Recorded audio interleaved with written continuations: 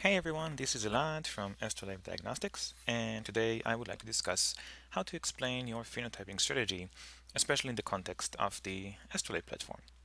So I'm looking at this paper from Eshgi et al. And apologies if I botched that name.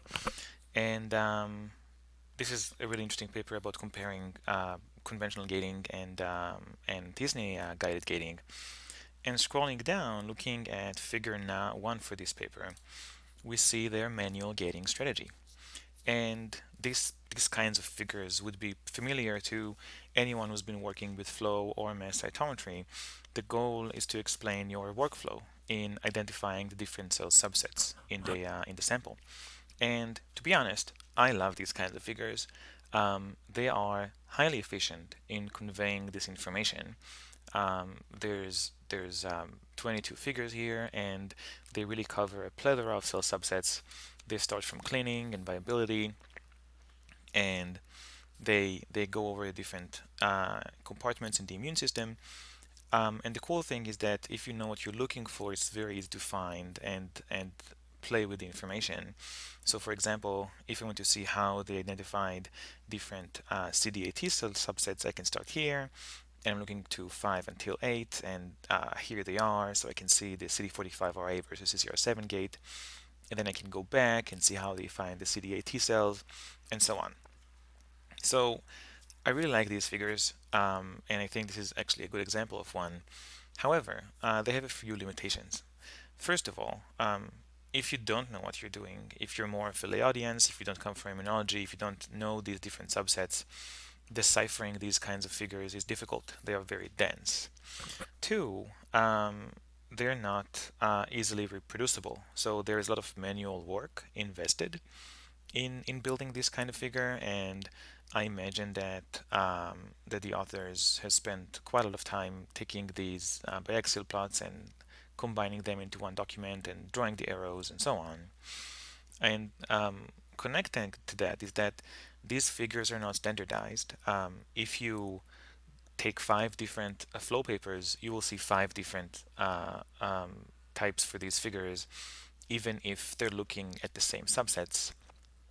And furthermore, I think that taking this and applying this to a new sample is not really possible. This is using one FCS file to show the different gates, and you can't easily apply it to a new FCS file.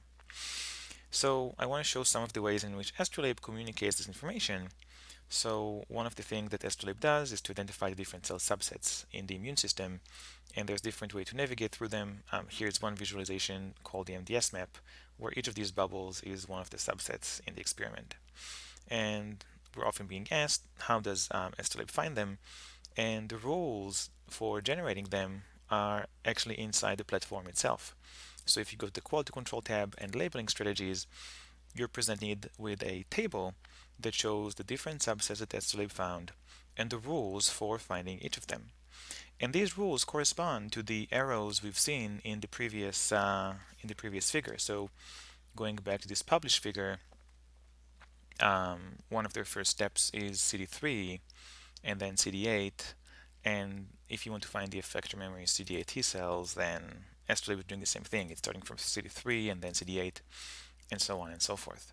So that's one way to do it, a very summarized view that really focuses on the logic the um, behind the analysis and labeling the different subsets.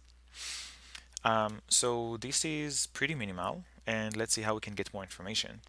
So the next thing we can do is we can get the reports export from Astrolabe. This is a huge zip file. It has a whole bunch of additional information about your analysis, and one of the files there is called labeling hierarchy. And this is a tree view of the same rules we've seen before. And in the case of Astrolabe, all the cells begin in the root level, and you can see how the different subsets are found. So we can start from the root and then go to the T cells, and these 4 markers are involved, and then into the CD8 T cells based on CD8 and CD4, and then the CD45RA positive T cells, and then naive and EMRA T cells. So just another way to look at the same data. It's a bit more graphic. It's two-dimensional instead of just being a flat table, and it can really help you or your audience understand what are the different subsets in this experiment and how Astrolabe has found them. However, we are missing the single cell resolution, and one of the cool things about these kinds of figures is that you can see the single cells, you can see the gates, and so on. So for that, Astrolabe offers another kind of visualization, and we call these labeling hierarchies. And these are PDFs that come with your Astrolabe analysis. And this is a PDF that explains everything that Astrolabe has done. It's as verbose as we could have made it. It explains about the analysis, about the platform, about the different cell subsets that we found. And within this PDF, you can navigate between the subsets and see how each of them were identified. So for example, I can start from the T cells, click on them, and Astrolabe is going to explain to me that T cells branch out of root. They have 4 different subsets that come out of it. They're positive for CD3, they're negative for these markers, there's 20K of them in this sample, and here are the biaxial plots that we use to find them. The gray is the overall population, the jade are the actual the actual T cells. And I can keep going. Let's say I want to see the CD8 T cells. I'm going to click on them, and here's the next step. T cells, CD8 T cells branch out of T cells. There's about 3,000 of them in the sample, and here's the biaxial plot for finding them. And just to clarify, this is just a PDF. This is not a software of any kind. And I can keep going. Let's look at CD45 RA positive. So these branch out of CD8 T cells. There's about 2,000 of them in this sample, and this is the labeling for finding them. And finally, the naive CD8 T cells. Here they are. They're positive for CD27. Here's the biaxial map, and there's about 1,600 of them in the sample.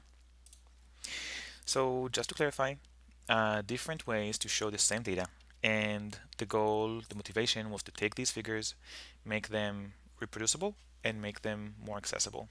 And you can really choose the level of depth that you want to go into. If you just need a quick flat description, like you want to know how we found the Tregs, you can go here and find them, or you can go with the tree that I've shown, or you can go with the detailed PDF, which can be a great supplementary material for your paper. Thank you for your time, and have a wonderful day.